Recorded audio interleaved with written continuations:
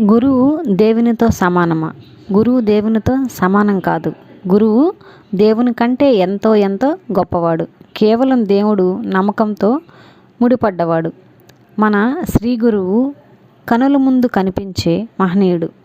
మనిషి తన జీవితంలో తీర్చుకోలేనిది గురువుల రుణం ఒక్కటే.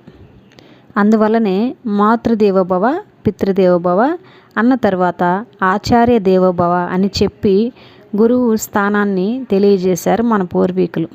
తల్లిదండ్రుల తర్వాత ఉన్నత స్థానం గురువుకే.